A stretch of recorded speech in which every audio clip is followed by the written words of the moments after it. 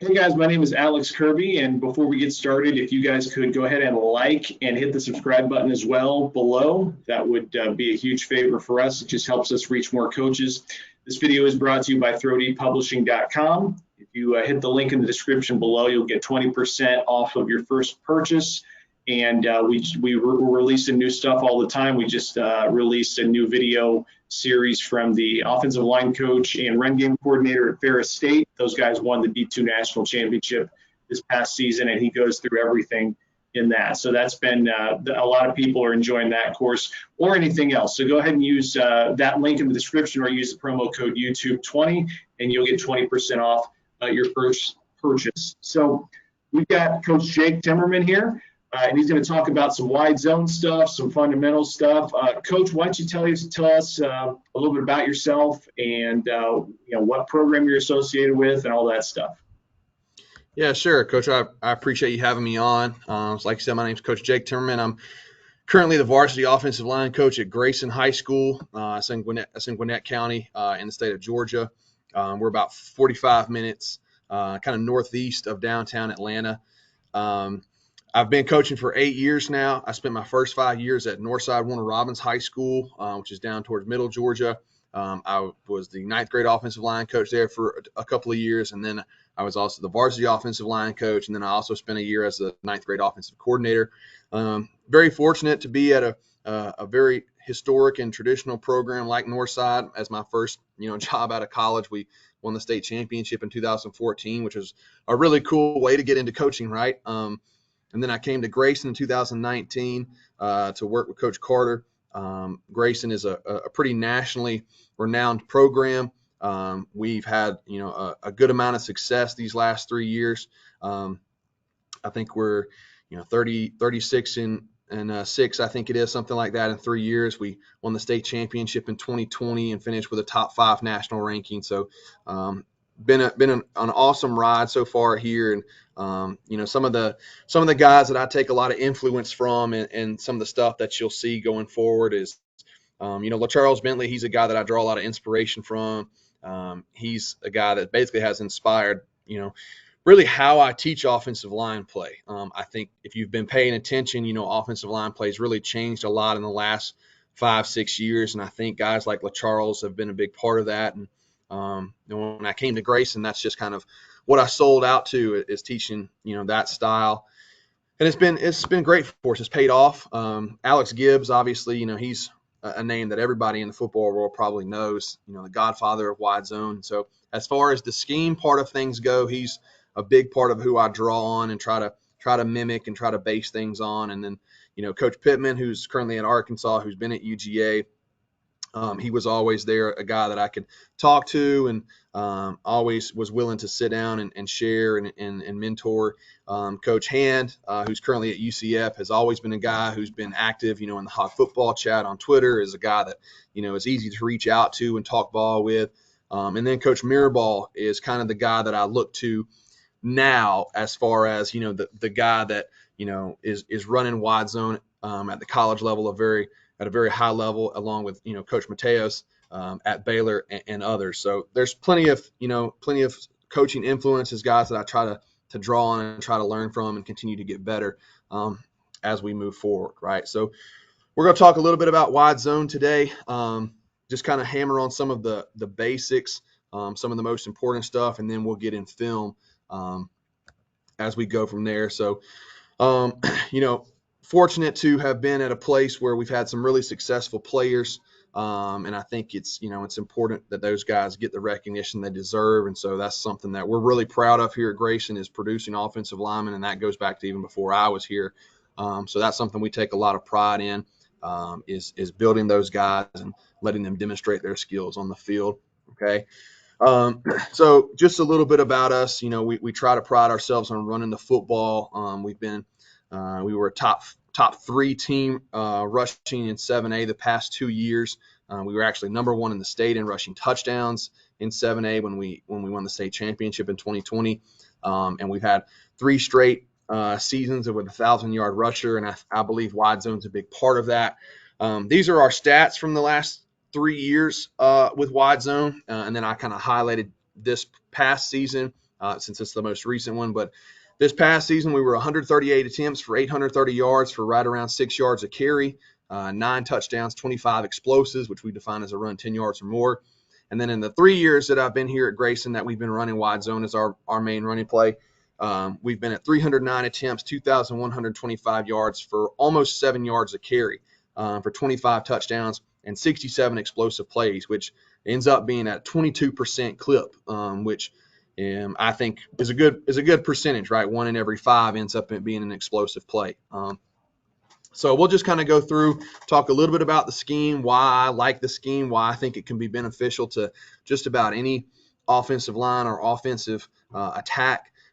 We feel like, and I feel like, that it's a downhill play. It's a no nonsense play that it can be your team's identity, right? That can be your offense's hang your hat play, right? Everybody talks about having a play that you can hang your hat on when it's 3rd and short and it's the state championship game, and you got to have it. And for us, that's been wide zone most of the time. You're able to limit the amount of negative plays once you get everybody kind of moving on the same plane, moving at the same speed. It really limits those negative plays. It's got big play potential, as you guys saw. I mean, 22% explosive play is pretty high. I feel like you can run it against any defensive front. It's not something you have to scheme up versus only odd man fronts or only even man fronts or this or that.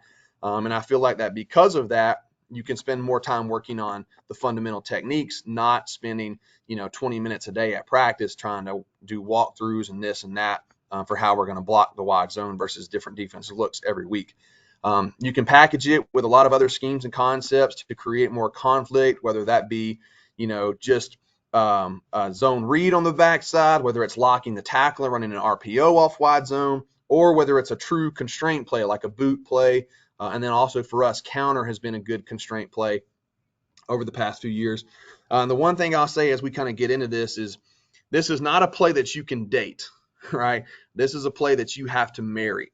This cannot be a play that you rep a few times on Wednesday towards the end of your team period and feel like you're going to have success on Friday night. No, if you're going to run it, like I said, it needs to be your hang your hat play. It needs to be your number one run play. And you can ask our offensive coordinators the past few years. I never get enough reps of it at practice. I'm always asking for more reps of wide zone, either an inside or team or whatever it may be. So when we're talking, basically when you boil it down to what we're trying to do is we're trying to stretch the defense. Okay, we're trying to stretch the defense on the front side, all right, and we're trying to cut the defense off on the back side. Most of the time, your big plays are not going to happen with the guy taking it all the way outside. Okay, I mean they can, especially if you've got a speedy guy who can get to the edge. But a lot of times, those big plays are going to happen when that running back sticks his foot in the ground and bangs it up in there. Because again, what we're really trying to do is stretch the front side of the defense out and cut the back side off, right? Basically to split the defense. And we're trying to eliminate no negatives, have no negatives. A dirty 1 yard gain is fine. We can live with that. What we can't live with is a running back, tiptoeing or being indecisive or, not following our rules up front and we end up getting tackled for a 2 yard loss. And our objective is 4 yards of play. I know that doesn't always sound sexy or whatever, but the last time I checked, 3 times 4 is 12, and that gets you a first down. Now, we've been fortunate enough to have some really, really good players, and we've been, like I said, right around 7 yards a carry. So we've been able to hit that mark. Okay. So, when it comes to the running back coaching points, you can find more detail about that in the Coach Tube course. That'll be linked below. I go into some detail about what the running back needs to focus on and kind of how you need to coach him up and what his emphasis needs to be. So you can find more info about that in the Coach Tube course. It'll be linked below. But for right now, I just kind of want to focus on the offensive line part of things. We'll talk covered, uncovered, because in the film you'll see in a minute, that's kind of what we'll really be talking about a lot. So everything we start with up front is covered, uncovered. That's kind of how we work out, who's going to who's working together. Because at the end of the day, everybody's got to be on the same page, right? Everybody's got to know whether they have help or not. And the covered, uncovered principles give us basically a checklist, if you will, to be able to know who's on the same page or be on the same page and know who's working together. So basically, you guys know what covered means, right? If you've got somebody on top of you or in your play side gap, you're covered. If not, then you're uncovered. Traditionally, I have not really counted those inside shades as covered, but I feel like, as more teams start playing this tight front with those four eyes, that that might be something you have to adjust to, especially if those four eyes are playing heavy on the tackles. Okay, so that's just something you might need to get into as you go forward. But as far as covered uncovered, none of that changes our landmarks or our aiming points. I'll get into that more in the course, but basically you're trying to own your angle, right? Whatever your angle needs to be, okay, your angle is going to be determined by the alignment of the defender or where those landmarks are, what your aiming points are. But whatever that angle is, you've got to own your angle, right? This is not a passive play. We're not just going horizontal. We're not just shuffling to the side. We talk about owning your angle, right? That's your angle. Run off the ball and take anything and punish anything that comes on that angle, okay? So like I mentioned earlier, who's uncovered and uncovered determines who's going to be working together in our combos. And the biggest thing is, if you're covered, you've got to know if you've got help coming or not, because that's going to change up your landmarks just a little bit. And like I said, there's a little bit more in depth on that in the course. But the covered uncovered is where we start with everything, okay? The next thing, that we kind of get into for the offensive line, when we're going through and teaching this play, is what we call defining the read. This is the hardest part of the play for your guys to get right, and that's why I want to spend some time talking about it right here. It's the hardest part to get right because it's just a feel thing. It's just one of those things that your guys have to get a feel for after multiple reps. It's not something that I have a magic cue for. It's not something that's always as clear and cut as this player is a 5 and this player is a 3 and all that stuff. It's just a feel thing. And so what we mean by defining the read is, if you're working a front side zone combo, the uncovered lineman has to basically define that read for the running back. Okay, again, the running back essentially reading outside in, but the uncovered guy has to try and define that read, right? We talk with our guys that there's really three things that covered lineman can do. He can play out, he can stay head up, or he can come inside. And based on those three things, that means you as the uncovered offensive lineman working again in a play side combo, there's three things that you can do. You can either climb right now to the next level. You can knock that defensive lineman out, right? We call it throw it out the club. Or you can take him over and basically bump your play side teammate off to the next level. So, that's a big part of creating the alley. Most of the time, like I said, your big plays in wide zone hit when the front side of the offensive lineman get the defense stretched out horizontally, and the back side of the offensive line gets the defense cut off. And we'll see some examples of that in the film moving forward, okay? All right. So just a little bit, one other thing I'll touch on here, and because you'll see it on film, and I'll bring it up, is what we talk about a positive shin angle, okay? We want to talk about a positive shin angle, and this is what we mean by a positive shin angle, okay, right here. We're going to have a toe strike, right? We're striking our toe in the ground, and this is maybe what some traditional guys may consider a false step, because it's going to look like, the guys are sort of stepping underneath themselves, if you will. But again, we're running off the ball on this play. We're trying to generate force. We're trying to generate acceleration, and the best way to do that is through sprint mechanics. And so, when we're looking at guys, we're looking for this positive shin angle. Okay, we're looking for that toe strike, like you can see with my two guys right here in this little shot that I took at practice. Okay, that's what we're looking at, and you can see it, at all different levels. Right, the University of Alabama, you can see it here. Right, there's the positive shin angle. There's the toe strike. There's the positive shin angle. There's the toe strike, both here in the left tackle and the left guard, as they are front side linemen right here in the wide zone play. Okay. So the last thing really, this is just kind of touch on this covered uncovered stuff before we get into some film, is kind of how we teach that uncovered guy to read it. Basically, we teach him to look at the near knee and hip of that defensive lineman. Okay. Because again, like I said, he can do three things. He can go out, he can play head up, or he can come inside. And so if that knee hip goes away from the offensive lineman, he's again looking to define the read, right? Kind of throw that guy out the club or just climb to the second level. If that knee or hip comes to him, he's got to work to cover up that guy. All right, that's now his. He's got to reach the guy and bump his play side teammate off to the next level. And we want to try to make those decisions within 3 steps because that marries up with the running back. Okay. Then the last thing is you'll see some on film is with the covered guy, any guy that spikes backside, we're not going to bury our head on him. We're not going to turn back. We're not going to swing our butts. Anything that spikes backside, you just keep going. But you're going to give what we call a stab or a jab hand, okay, to try to get that defensive lineman's shoulders turned, right? Maybe try to lift his shoulder a little bit to protect the help coming from the backside, right? To protect that uncovered teammate coming with you. Okay, so that's just some of the basics and some of the main focal points we talk about when we're installing the play. Like I said, the full course will have more details on everything. And so now I think we can get into some film and look at some of the stuff we've mentioned here as we go forward. Hey guys, this is Alex Kirby. I'm just recording this after we put the presentation together. Just want to give you a heads up. The downside of doing these things on the internet sometimes is that the video doesn't come through as clear as you would like on the film. So what I did was I went ahead and put the individual clips in after each play that he talks about. Without any commentary, so it looks a lot smoother. So if you are wanting a closer look at any of these plays, you can just fast forward slightly till after each one of them, and you'll see a clear version of them.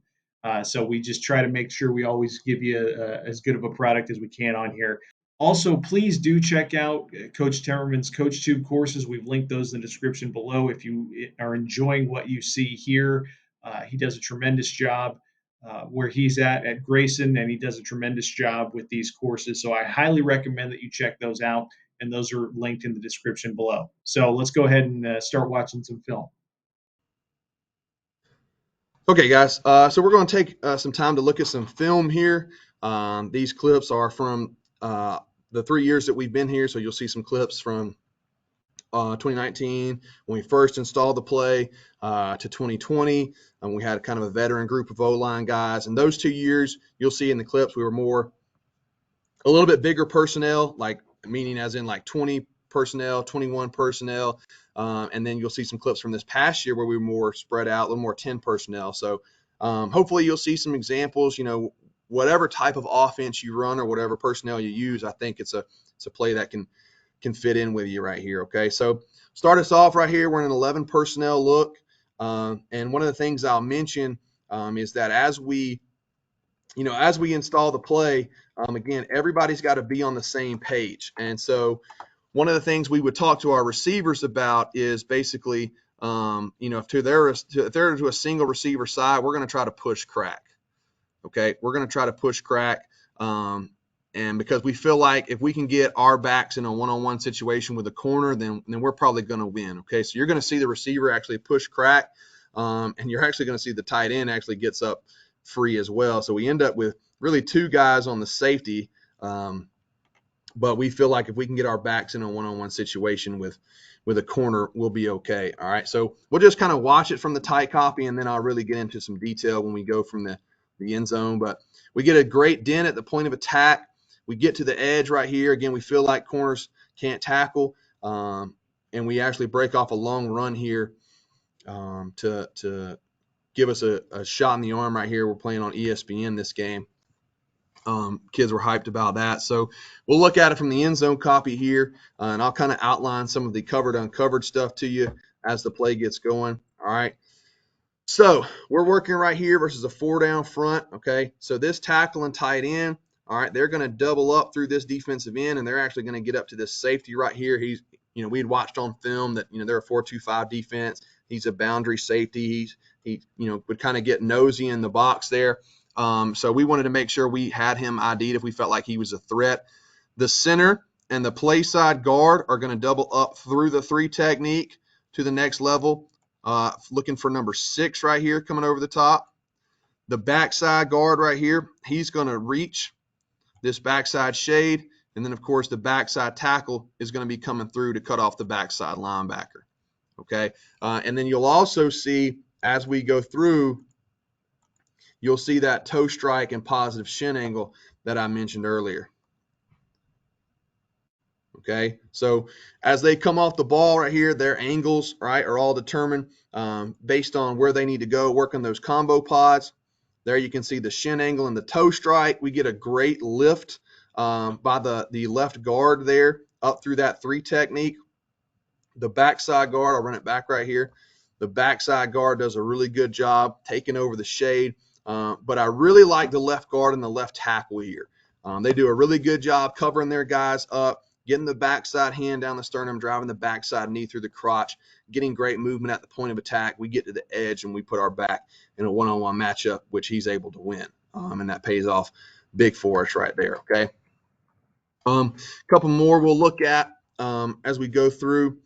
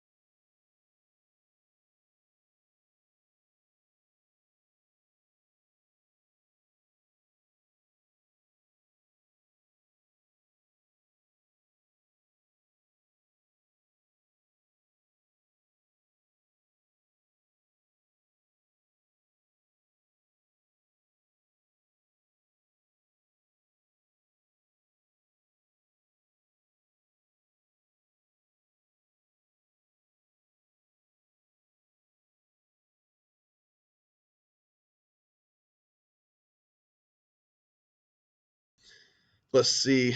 And like I said, some of them you'll see us in different personnel. You'll see us in 11. You'll see us in some 20, some 21. So right here, we're in 21 personnel. We're going to motion the H over. He's going to go block the force player right there. We get 2 for 1 on the defensive end. We get the play side guard up on the linebacker. And that's where our alley is, right? Again, I mentioned that earlier of getting those guys in the alley, right? Get the front side of the defense stretched out, get the backside cut off, right? So our H-back, again, he's going to come over and communicate that he's going to that force player outside. That defensive end hangs in the inside of the tight end, so the tackle stays on it, try to knock him out the club, try to take him over. The backside guard comes up, and again, we get a nice cutoff on the backside pursuit. So here you'll see it right here. The center is able to overtake that 2 technique right there. The guard works up to the backer, and that gives us a nice run lane right there. Okay.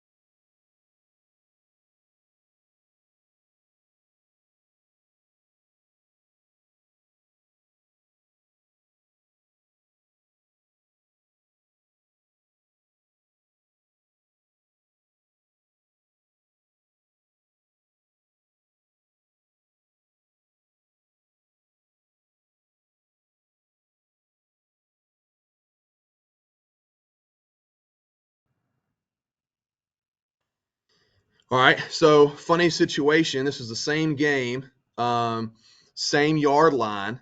We're same formation, same motion. We just do it out of pistol. We do it out of pistol. Okay, but again, it's all the same, right? The H is going to make his force call. They actually on this one mugged up the backer right over the center. They mugged up the backer right over the center, and what you'll see is the center is going to reach the 2 technique here. The backside guard's going to get to the middle linebacker, and our play side guard right here, he's going to get up and almost have nobody to block because we actually have a numbers advantage right here. Okay. And so the big thing for us is we feel like, again, everybody just running off the ball, owning their angle, and we'll have success. So we come out of the pistol right here, and again, same situation works out. We hit it behind the tackle, and we have a big play. Okay, go to the end zone copy here. You can see it again, right? The center takes over the 2 technique, 3 technique. The backside guard covers up that mugged up linebacker. The play side guard gets up to the next level, and we get him on the backer. Okay.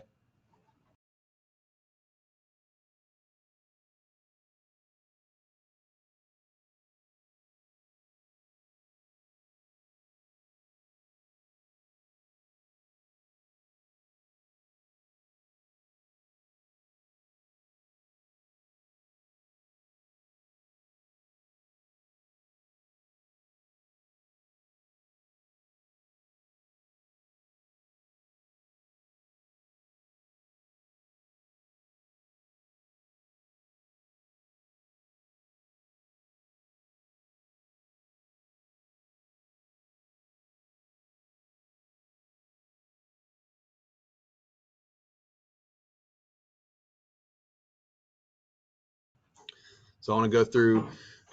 All right, and so this is something that I'll mention, that I talk about in the course. We always try to have some type of eye candy or some constraints that go with our wide zone. This example right here is us using a little bit of eye candy motion. Right, this was a pretty good player for us. He made a lot of plays, and so we felt like that sending him in motion, for a possible reverse right behind the quarterback there, behind the running back, would really draw these defensive guys' eyes and hold them for a second. And it holds these linebackers for just a second for us to get up to the next level and get a big play here, okay? So you see the motion. You can see the backs freeze for just a second. That allows us to get up to the next level. The H-back takes the force player, and we get everybody else cut off on the backside. My center's 30 yards downfield trying to get a block, and we hit a big play. Okay, so we'll check it from the end zone copy. All right, as we go through here, but again, that motion really holds those linebackers just enough for us to kind of get up to that next level. All right, let's see if I can get us to the end zone here. There we go. So the guard, he's going to cover up that 4 technique. The center's trying to get up to the next level. You can see he actually gets all the way downfield. And you see those linebackers freeze for just a second on that motion, that orbit motion, as we get up to the next level.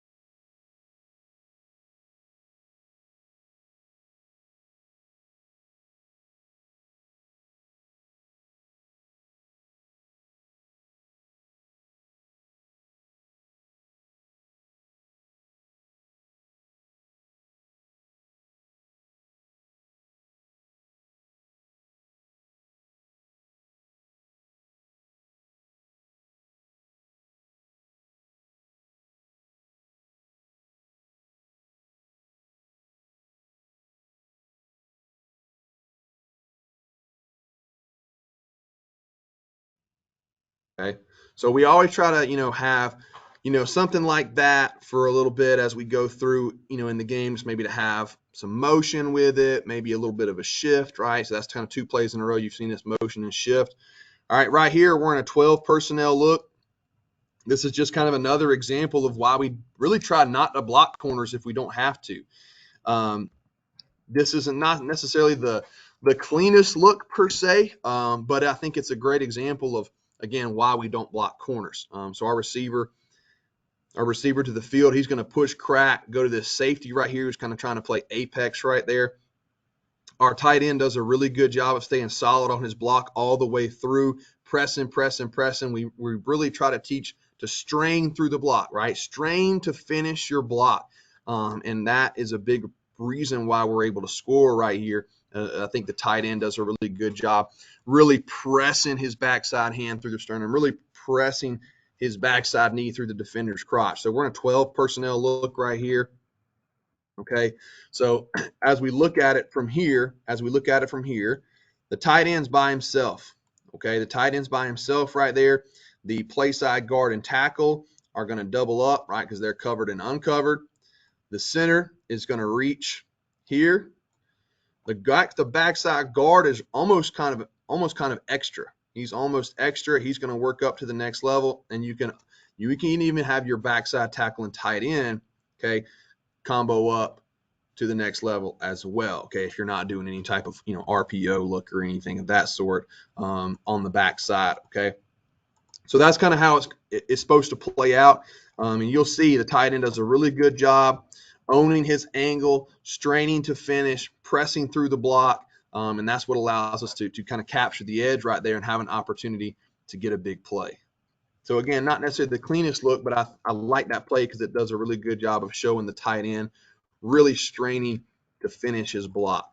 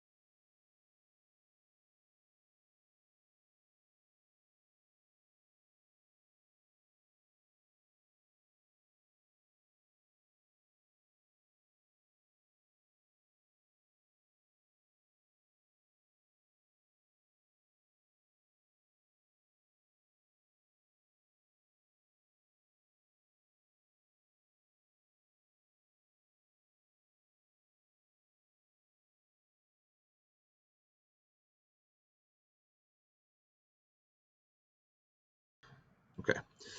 All right, so right here, we're going to take a look at a 10 personnel look. Like I said, we were a lot more 10 personnel this past year. So if you're a 10 personnel team, I still feel like this is a play that can be very successful for you. So we do a really good job right here on the front side of getting up to the second level. Our play side tackle gets on the linebacker. We capture the edge. We get out there in the open field. Our back has a chance to break a tackle and take it for a big play. And you'll see we go to the end zone copy here.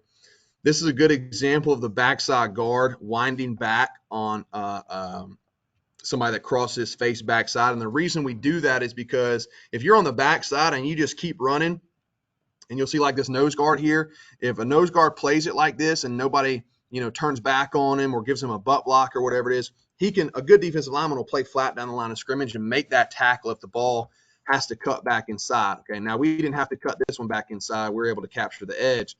But this is a good example right here of that wind back block, if you want to call it that. Our guard does a really good job right here. Again, this is an example of if something crosses my face backside and I'm on the front side, just keep going, right? Because somebody else should be coming with me. Okay, so what I mean by that is if you look at the right guard right here, okay, you'll see this forward technique is going to slant all the way back to the center. Okay, our movement and their slant is going to take this forward technique, and the center is going to basically be able to cover up this forward technique. And so the tackle keeps going, the guard keeps going because they know they're on the front side, so they know they've got somebody coming with them behind them. And like I said, we're able to capture the edge right there. The back's able to make a play in the open space, and we get a big score. Okay. Couple more 10 personnel looks, and we'll finish up. Okay. So this may have been our cleanest look all year. Right? Running back goes untouched for almost 50 yards. and we'll look at it from the end zone copy. Right, the front side guys, the guard and the tackle, okay, you see them do a really good job of getting that shin angle, getting that toe strike, running off the ball, owning their angle, right? Same thing with the backside guard here. He does another good job of working that wind back block, because in this instance, the ball does cut back, right? The ball cuts back behind the guard, the play side guard, so it really technically hits in the A gap between the center and the play side guard. And a good defensive lineman can run flat down the line of scrimmage and make that play if you just are on the backside and you just run aimlessly and don't take care of that seal block or wind back block, whatever you want to call it. All right. So all three guys on the front side are going to work on their angle. All right. They're going to trust their zone path. Guard and tackle do a good job right here. Center gets up to the next level. We get everybody blocked and we get a good hole. Like I said, that may have been our cleanest look all year. Okay.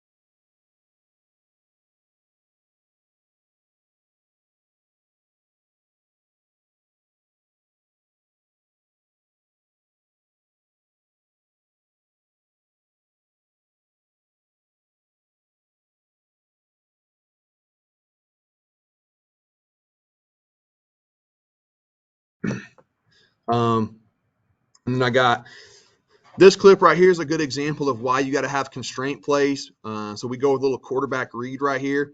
And if you watch, when he goes to make the mesh, there's 8 guys flow into the running back. 8 defensive guys flow into the running back. Quarterback feels like he can get around the end, and we get a good play. So like to have that one on there just because, again, when you start seeing guys overplay your mesh or start overplaying the wide zone look, you've got to have some constraints off of it, whether it's a zone read, whether it's a lock the backside, an RPO, a reverse, a boot, something you've got to have plays built off of that. And then this play right here, we went with a zone read action. Okay.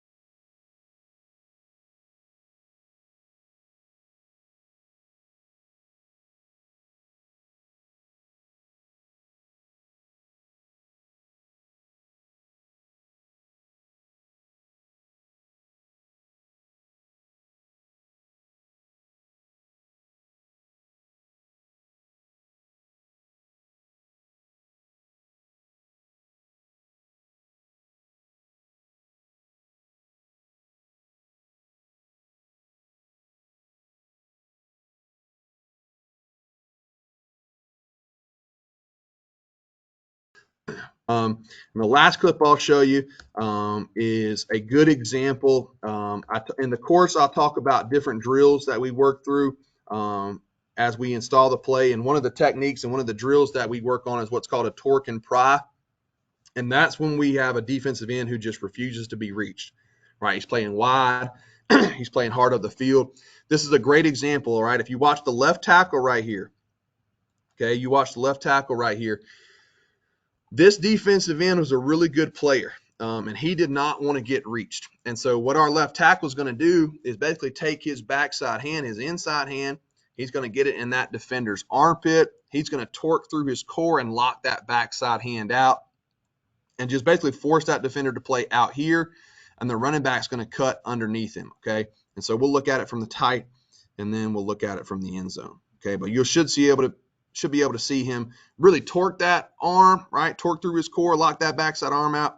Place side guards getting down the field, getting a touchdown block, and we get a big score in a close game. Kids are excited, jumping up and down. You love to see it. So here's a great look at the torque and pry. Watch the left tackle, right? Defensive ends will play outside. He gets the backside hand locked out. The running back cuts underneath it, okay? So I think that's one of the beautiful things about the play is that there's not necessarily always a right answer for every situation. You have multiple right answers, okay? If the defensive end wants to play outside, you can cut it underneath them. If they want to pinch everything in, the ball can go outside. So one of the reasons why I love the play is because I think you can have multiple answers based on what the defense is deciding to do, okay? So just wanted to share some clips and look at some different techniques from some different personnel groupings. And hopefully you guys got a little bit out of that for whatever your offensive attack may be.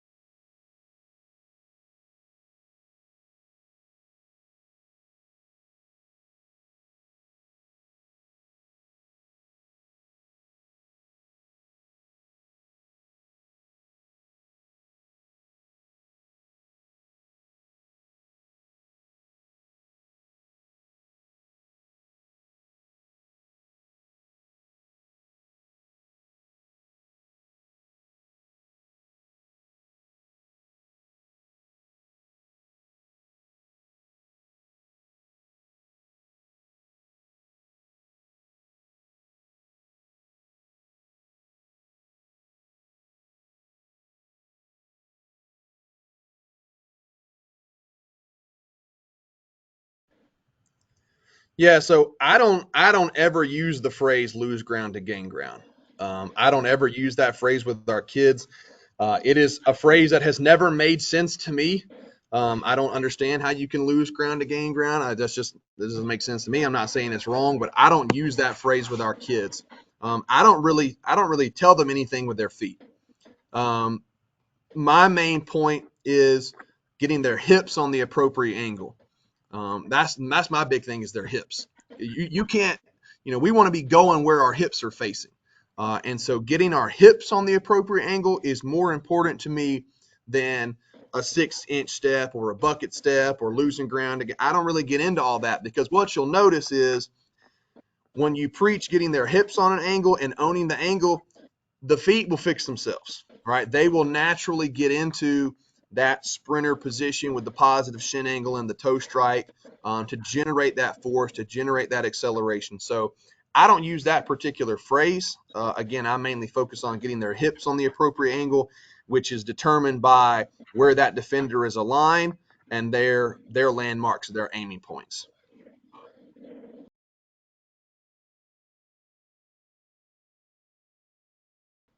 Yeah, so everything you see here is featured in the Coach Tube course. I just kind of went through and, like I said, it's been our number one play for the past 3 years, and I've had a lot of people talk about it, ask me questions about it. I think more and more people are starting to get on the wide zone train.